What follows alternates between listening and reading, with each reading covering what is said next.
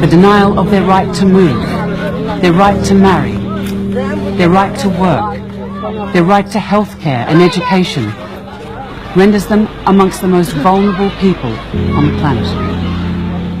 Refugees move back home when it is safe and secure to do so. The Rohingya cannot return to the very conditions they were forced to flee. They cannot settle for half solutions.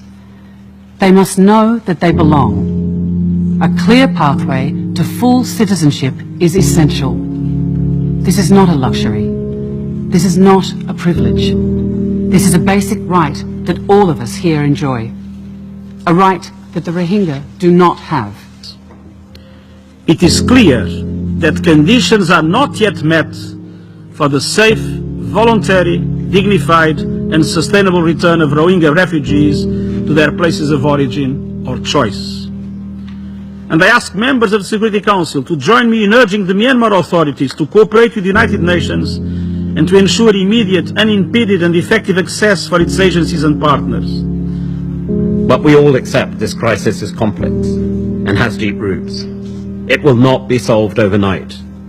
But let us also be clear, it will not be solved without continued engagement and action from this Council. So as we mark 1 year on from the violence of August 2017, this Council should shoulder its responsibility and do justice to the gravity of the attacks on the Rohingya community. We should not be just discussing and debating.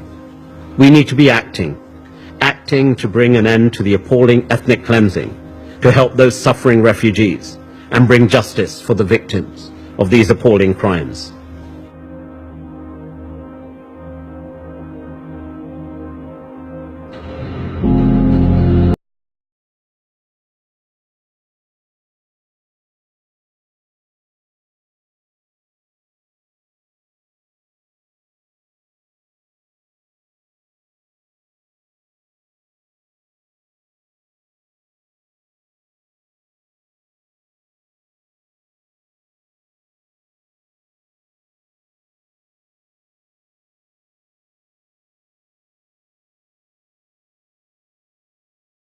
How are you, Muhammad? I'm from Malaysia. Yes, how are you? I need your favor. I'm going to meet you to discuss about Malaysia thing, inshallah. Yeah, inshallah.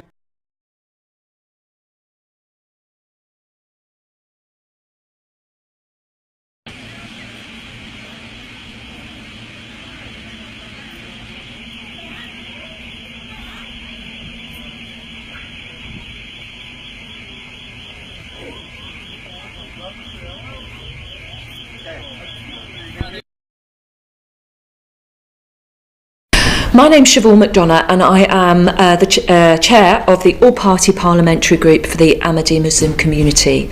I am shocked and appalled at the attack at your offices in Rabwa, Pakistan, and at the attack on your Chakwal mosque.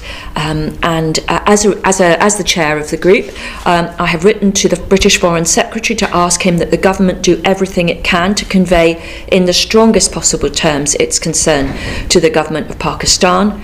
I have also written on behalf of the APPG to ask that we meet the Pakistan High Commissioner to the UK to also convey our dismay and our demand that the Ahmadi community in Pakistan be treated properly and be subject to the same rule of law as everyone else. I have the privilege of representing a number of Ahmadi families in my constituency, and I know how distressed they will be at these atrocities that are taking place in Pakistan, and how outraged and hurt they will be at the attack on the mosque. It's high time the Pakistan government took action to prevent this kind of behaviour, to find the perpetrators and bring them to justice, and I hope the British government will make representations to the Pakistani government that that needs to happen and that it will be supported if they do. I am very concerned about the situation of the Ahmadi community and the persecution and the murder of Ahmadis in Pakistan. I am aware that this is not a new phenomenon, that the community has been persecuted for many, many years, but recent events have deteriorated and the situation is now something which has to stop. the Pakistani government has to take stronger action, and the international community has to exert the strongest possible pressure to say to the Pakistan government, you have a duty and a responsibility to protect all your citizens of whatever faith. And we should also end the hate against the Ahmadis, which is perpetrated not just in Pakistan but globally. And we saw the terrible murder in Glasgow, and we have seen other incidents in this country where Ahmadis, even in the United Kingdom, are threatened.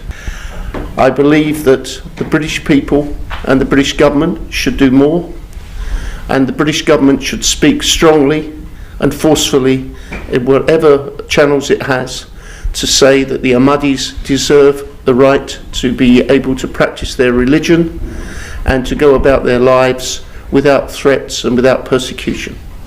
Clearly the situation for the Ahmadi community in Pakistan is deteriorating. We've seen a couple of weeks ago an attack on your headquarters, and more recently we've seen an attack on the mosque in Chakwal. I've already raised parliamentary questions, written parliamentary questions about these issues in Parliament. I know there's a cross-party initiative being led by Siobhan Madonna to raise the issue with government. We need to see firm action from the UK government on this, and also we need to make very strong representations to the Pakistani High Commissioner here that this is unacceptable behaviour. The UK Parliament has a significant role in defending human rights, in defending the rights of any faith community anywhere around the world to express itself freely. We must uphold that right and be willing to speak out when necessary. These things should not be happening, and I call on the Pakistan government to take every step to stop these things happening and treat everybody with proper humanity and care. And the British government also has a role to stand up for proper behaviours abroad, and I hope that they will do that. I really regret and condemn the attack on the Ahmadiyya headquarters in Rabwa, and also the mob violence outside the Chakwal Mosque as well. These are people that are trying to live their lives and express their religious views in a peaceful, quiet way, and they should be allowed to do that. We should be tolerant of all religions and none, and I hope these people can live their life peacefully. And so I'd urge the Pakistani authorities to condemn such violence, condemn such arrests as well that's happened in Rabwa, and let the Ahmadiyya community worship freely. The events over the last week have really shocked, I think, not only myself but others. The raid on the headquarters in Rabwa, and also the 1,000+ mob attack on the mosque in the Chakwal district in the Punjab. I think this is an orchestration of an attack, an orchestrated attack on the Ahmadiyyan community. When I was speaking 10 days ago at the event in Glasgow, the Peace Symposium that the Glasgow Ahmadiyyan community set up, I spoke about religious freedom, freedom of expression, freedom of association, and this is a clear example of religious persecution. That the Ahmadiyyan community are not allowed to practice their religion in Pakistan. Now, it's being condemned by me today, but it will be condemned across the House